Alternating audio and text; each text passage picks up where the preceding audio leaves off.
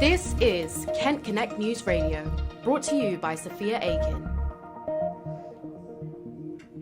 Good afternoon, this is Kent Connect Radio.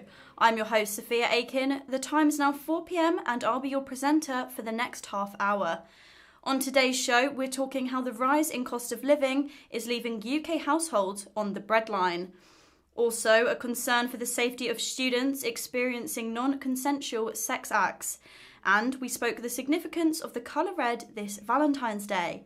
But first, here's Abby Hook with the news. Thank you, Sophia. Firstly, Southern Water is about to complete £10 million worth of improvements to a sewage treatment works. The Margate plant is the scene of a major spill a decade ago. After being fined £90 million last year for pumping sewage into the sea, the firm insists they've had a behavioural change to the way they do things. The work is nearly complete, compliant with Director of Environment Dr Toby Willison's intention to cut pollution incidents. Rough sleepers in Medway have been given emergency accommodation due to temperatures falling below freezing last night. The severe weather emergency protocol and aid is part of the support offered to the homeless by Medway Council. Unfortunately, temperatures will remain cold tonight, dropping to a low of 3 degrees. The average price of diesel has hit a new record. The AA says a litre will now cost more than £1.51, topping the all-time high just seen in November. The White Cliffs of Dover have been ranked second on the top 30 bucket list locations all Brits should visit. The survey of 1,500 adults also landmarked Canterbury Cathedral on the list at 14th. And in sport, Team GB have had a disappointing run from Kent's Matt Weston in this year's Winter Olympics. Competing in the skeleton, where athletes ride headfirst on a flat sled, Weston sits at 13th position. The Olympian said he noticed around 10 or 12 mistakes he made and says he is really not happy. British skeleton athletes have won at least one medal every Games since the sport was restored to the Olympic programme 20 years ago. Team GB are hoping to claw back points and retain their streak. And Gillingham's win over Cambridge United improves their League One survival hopes. Manager Neil Harris says there are no promises after 2 separate 1-0 victories, and their best performance was against Ipswich, a game they lost despite playing the better side. Harris is looking to secure more wins and appreciates all his supporters. That's the news, and now back to Sophia. A Kent-based study has shown that almost 10% of heterosexual white males have committed non-consensual sex acts. This has caused concern for students' safety whilst on campus. Beth Gerish has the report. A recent study at the University of Kent has shone a light on the misogyny and rate of sexual abuse committed by male UK students. Research published by PhD candidate Samuel Hales alongside Professor Gannon from Kent Centre of Research and Education in Forensic Psychology has revealed rapes and assaults admitted to by male UK students. I spoke to Samuel Hales about his report. We didn't expect to find anything surprising in the report. We knew we were going to find high rates of perpetration because that's what universities in other countries have found, and that's what anecdotally we knew universities were telling us. So there wasn't any surprise, but we just needed that evidence there because that's what was missing. In a first of its kind paper, of 554 male students surveyed, 63 reported that they had committed over 251 sexual assaults, rapes and other coercive and unwanted acts. I spoke to student Annika Parucha to ask how safe she now feels on campus. To be honest, I already don't really feel as comfortable around other males, probably because of all the things I already heard and of all the things that are prevalent all the time that we always hear about in clubs and things that we have to do as women. But I would have never expected something to be so grave in something where you're supposed to feel safe, like a university campus. Hales' study links hostile masculinity as a key risk factor for males committing assaults and poses that it's not all doom and gloom and that universities can help reduce the risk in males to protect vulnerable students. Universities who have robust harm prevention strategies, so for example, universities who might have modules or who have workshops or seminars where they talk to men about sex and consent and treating other students fairly and whatnot. Universities that invest in those kind of harm prevention strategies tend to see a decline in rates of victimisation and perpetration on their campuses. Beth Garish, Kent Connect Radio. Beth spoke to Samuel Hales, author of Understanding Sexual Aggression in UK Male University Students. How can universities go about protecting vulnerable people whilst on campus?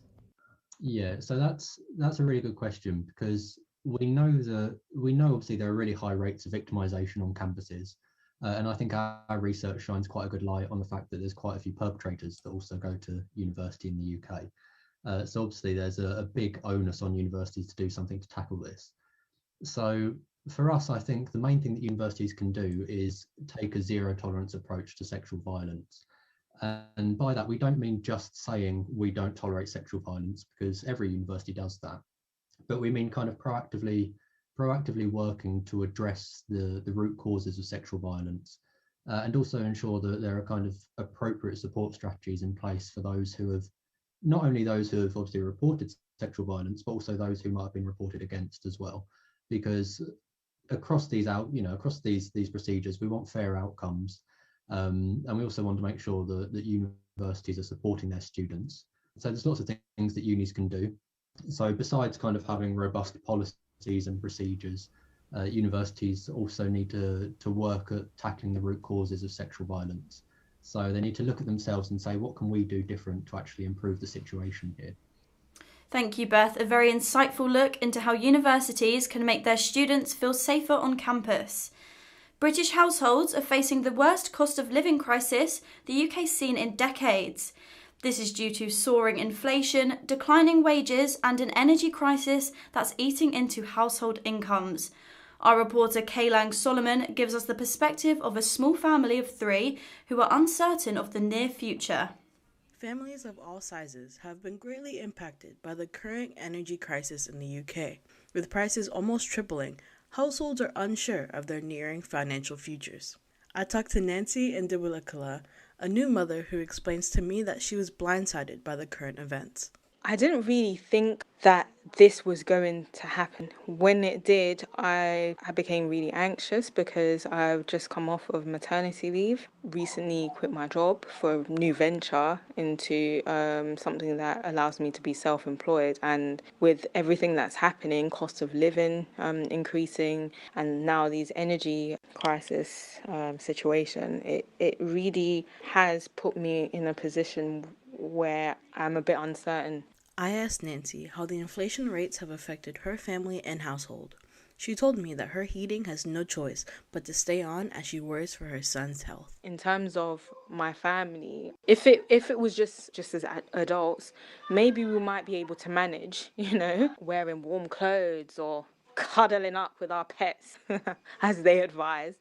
But no, I have a son who's 13 months, and when it's cold for him too, even worse. And he has an airway condition, so I have to ensure that the house is warm for him. And it's really given me some anxiety because I don't actually know what that is going to do against all my other bills and my other outgoings. That's just another burden that's been added on. After learning of her concerns, I wanted to know what she thinks the future of the UK would look like. It's quite bleak. Poorest of the poor are becoming even poorer. This government isn't really putting a lot into to help those people. They're all thinking about themselves. We're the ones that have to pay for it, so it's really sad. It is safe to say that people like Nancy are searching for the light at the end of the tunnel during these dark financial times. Kaylang Solomon, Kent Connect Radio. In the wake of the Black Lives Matter movement, an even greater focus is being placed on the blatant racism that is being faced in the workplace. Reports from DJs around Kent show the subtle racism and whitewashing of their work. Our reporter Alexander Gibbons has spoken with some popular DJs in the Kent area.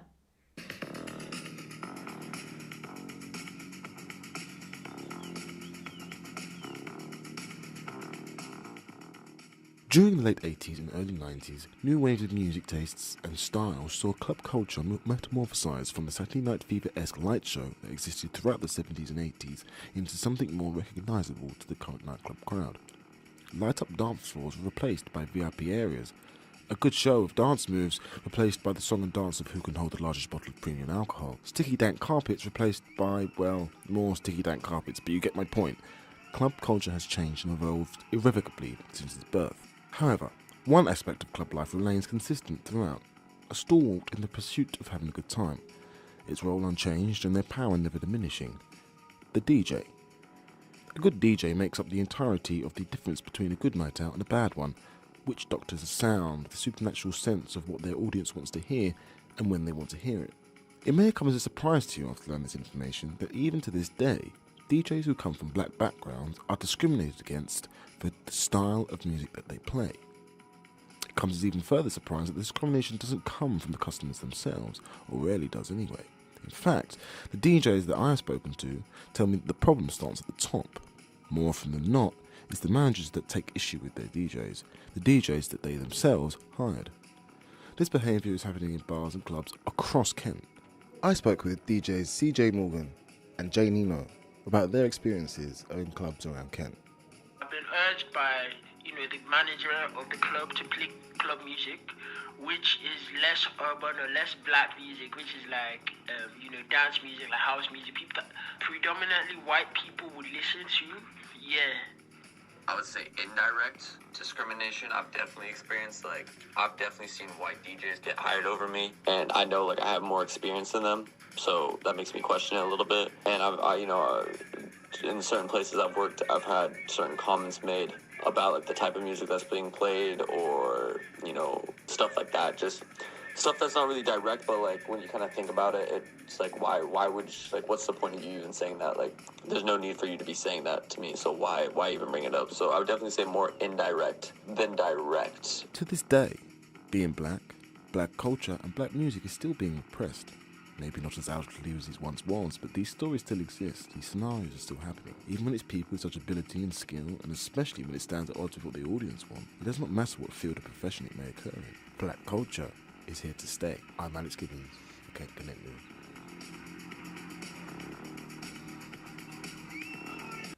US President Joe Biden has expressed urgency to all Americans living in Ukraine to evacuate the country as soon as possible.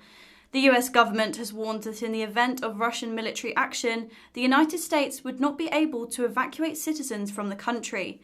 Joining us now is our reporter Christian Tomzet, who has more. Christian, what does this mean? Well, as you might have worked out, Sophia, this is a very serious message that the president has sent out. Even though President Putin has said that he won't attack Ukraine, thousands of troops have lined up against the Russian-Ukraine border. Many countries in NATO and Europe are sending their own troops in to hopefully dissuade any threat of invasion. Diplomatic attempts to ease tensions have been slow, but Defense Secretary Ben Wallace, speaking from Moscow today, has said that talks have progressed well with the Russian Defense Minister Sergei Shoigu. All we can do is wait and see what move either side makes. Thank you, Christian. Next up, a number of memorial benches have been donated to councils across the UK from Netflix to celebrate their series Afterlife. This season finale, directed by and starring Ricky Gervais, covers topics such as love, loss and mental health. They want to donate these benches to offer support to those who may be suffering in life. But shortly after one was donated to Ashford Borough Council, the memorial plaque seems to have been stolen. I wanted to find out a little more on this. Netflix donated 25 memorial benches to councils across England to celebrate the third and final season of their series Afterlife. They hoped people would use these benches to sit, reflect and share. Ricky Gervais teamed up with the suicide prevention charity Campaign Against Miserably Living to help distribute these benches. But just 2 weeks after one of the benches was installed in Victoria Park in Ashford, the memorial plaque seems to have been stolen. The plaque read, "This bench has been donated by Netflix to commemorate Ricky Gervais's afterlife." Councillor Matthew Forrest is the Culture, Leisure and Tourism Cabinet member for Ashford Borough Council. So the reaction, obviously, to the theft of the plaque was one of great disappointment, particularly given the reception that the bench had had. We've seen hundreds of people coming down to take photographs of it, to sit on the bench, to reflect, and obviously enjoy the fact that it's here. They say it looks as if the plaque has been ripped off completely as the nails are still intact on the bench. There were a couple of rumours that the council were considering removing the bench altogether from Victoria Park after this disaster. So as we are going to be doing some renovation work, there will be some moving around of items in the park. But given how popular the bench has been, I think it's something that we'd like to see stay in situ. Although the Netflix plaque was removed, the QR code leading people to online resources and messages of support remained intact on the bench. Ashford Borough Council was especially selected by Netflix, and the councillors discussed with the team that they wanted it to be placed in Victoria Park. They felt it would be the best spot for raising awareness of the mental health resources available in Kent. Megan Abbott is the project officer for Kent County Council's suicide prevention team. Mental health is so important because it affects all of us. We all have mental health and well-being, and we need to take care of it just as we take care of our physical health. The suicide prevention team spoke of the importance of raising awareness of mental health issues. So we have a 24/7 helpline with trained counsellors at the end of the phone, and we also have a 24/7 text service where residents can text Kent to 85258 for support again, and to text a trained counsellor instead. The council have been in touch with Netflix, who have agreed to replace the plaque as they want to spread their message and continue to help people across the county who might be struggling. Sofia Akin for Kent Connect Radio. Home Secretary Priti Patel is promising strong and decisive new leadership from a new Met Police Commissioner after Cressida Dick decided to stand down last night. Here's Dame Cressida. I have agreed to stay on for a short period, a number of weeks, to ensure the stability of the Met and its leadership, while necessary arrangements can be made for a transition to a new commissioner.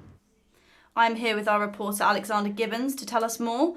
Alex, can you tell us more about why she had to resign? Well, Sophia, after losing London's trust in the Metropolitan Police Force over the past few years, with atrocities such as the Assyria Iraq case, mixed that with the apparent culture of misogyny and racism within the force, then the Mayor of London having no faith in your plans to rectify those issues, it simply made her position untenable. The Commissioner has said that the Mayor of London left her with no choice but to quit. Thank you, Alex. And now, a true crime documentary from Netflix called Tinder Swindler has many people opening up about their own dates from hell.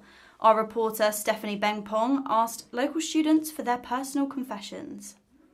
Dating apps have become increasingly popular over the last few years. All across the globe, young people are looking for love. A popular dating app called Tinder has given people the chance to do this. A new Netflix documentary has recently been released called The Tinder Swindler. Simon Levive, an Israeli conman, swept several women off their feet and manipulated them into giving him thousands of pounds. The film-like show consists of 3 women who have built the courage to tell the world their horrendous Tinder experiences. All over social media, people are sharing reactions to the true crime documentary. In light of the documentary, I have spoken to some Kent students to see whether they have had any bad or good experiences with the dating app. Kai, a sports science student, believes there should be stricter rules and shares a memory of one of his first Tinder dates. She explained how she was actually 24 years old and not 21, which took me by surprise.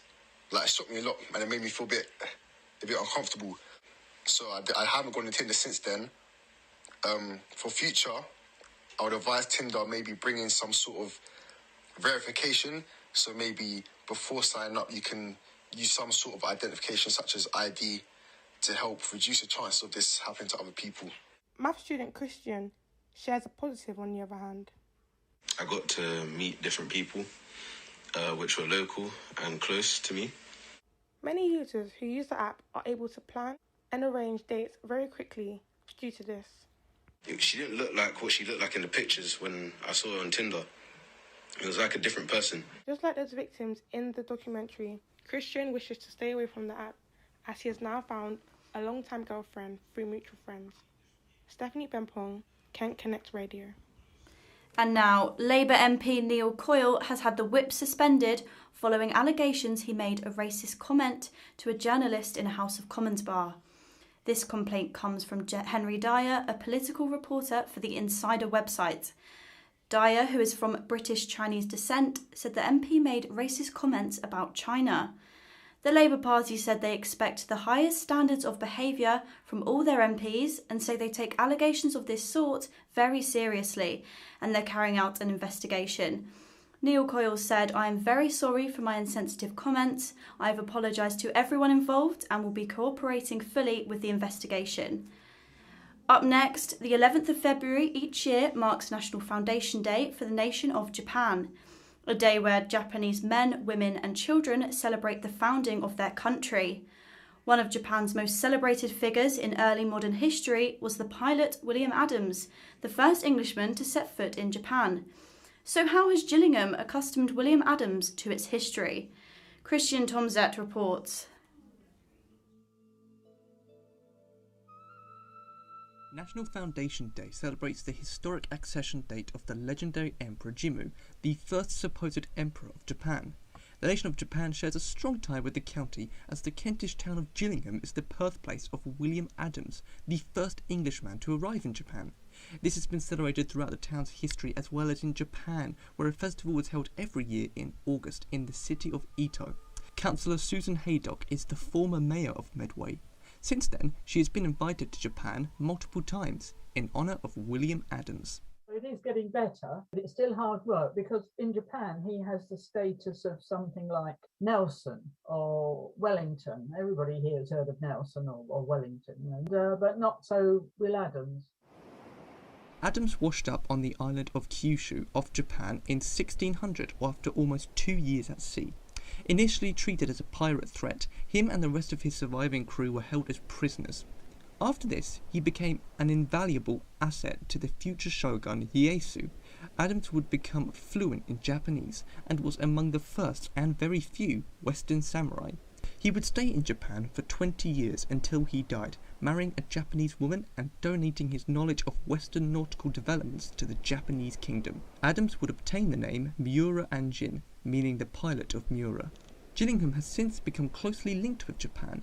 The cities of Yokosuka and Ito are paired with Gillingham, Yokosuka holding a memorial site to Adams. Yokosuka Way and Ito Way, two roads in Gillingham, are connected by a roundabout with a Japanese bridge which is named Will Adams Roundabout. Gillingham, like Japan, holds a Will Adams Festival every September. Susan Haydock has also told me about why it's important for Gillingham to remember Adams. I always try to promote the Gillingham bit because Rochester has a lot going for it. Chatham has the dockyard, but of course Gillingham doesn't really have much. I try to get Gillingham people involved because it's their history. Christian Tomset for Kent Connect Radio. We all know how difficult the past few years have been and how being restricted and locked in has affected us and our loved ones too. But Valentine's Day is back and it's happening restriction-free. As one of the first occasions after the easing of the rules, companies are excited to splash out on making it special. So what is Kent doing to celebrate? Abby Hook reports. Many restaurants and venues are opening their doors and hearts to love this weekend. I looked at what Kent had to offer and found the George Vaults in Rochester hosting a symphony of love. Carla Aris, the event manager, is providing violinists and singers in each of their dining areas. We've got a really romantic setting, especially in our 13th century vault. It's candlelit, it's really, really romantic. And also we've got our marquee, it's very twinkly lights and romantic again. And the ambiance is just going to be really, really nice, especially with the live entertainment as well. She thinks the occasion is really important for couples. Now we're not in lockdown, it's just nice to actually just get out and spend quality time together. Providing a very personal occasion is the Lost Village of Dode in Gravesend. Couples can enjoy an afternoon tea inside their historic 900-year-old church. Ceremony coordinator Becky Bossman is excited to welcome couples back to where they tied the knot. Quite a few of the people that are coming are couples that have been married, so for them to be able to come back to where they had their magical day, and some of them bring along, the family as well to enjoy. Dode is a family once you're part of the history. And even our modern history replicates what Dode saw centuries ago. Dode spent 650 years shut down, so we kind of make a bit of a joke of it. Dode, we survived the Black Death, the plague, and now we've survived COVID, it's our second plague. Another venue that has survived the wrath of COVID is the Orangery, a wedding venue in Maidstone. Head of Marketing Emma Clark is happy to see the industry thrive. It's a really positive time for wedding venues and for wedding suppliers after what was obviously a very challenging time during the lockdown period. Providing a Valentine's wedding showcase next weekend, Emma wants to once again enchant guests around this crucial time of year. The wedding showcase is basically an opportunity for couples who might have got engaged over Valentine's Day or the Valentine's period to come and have a look around the Orangery and see if it's the wedding venue for them. Just being at the venue is such a different experience. Kent has a lot to offer this Valentine's, with romance and love in abundance. Perhaps the struggles we all faced has made us appreciate the occasion and want to celebrate love in all its forms. So, what are you doing this Valentine's Day? Abby Hook, Kent Connect Radio. Earlier this week, Abby spoke to Dr. Sarah Johns, a reader in evolutionary anthropology. They discussed the colour red and its significance to all things love. So, exactly what does the colour red mean to us?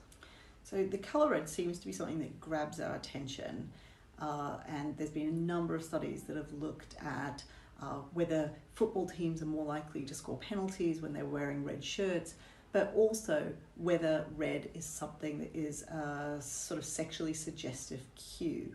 So, for example, we know red is very much associated with Valentine's Day and with sex work and with sexy lingerie. And so there's been a number of suggestions that sex is sort of red is attention grabbing, but also is strongly related to sexual behaviour in some way. Yeah, it's interesting that it's related to love and passion, but then that passion can also translate to anger and sort of fury. When you see red, you know, it's an anger connotation. What do you think of that? So it is difficult to reconcile these 2 points, right? So you've got red as in when people get angry, their faces turn red, or when they're embarrassed, they blush, which is maybe more of a negative emotion.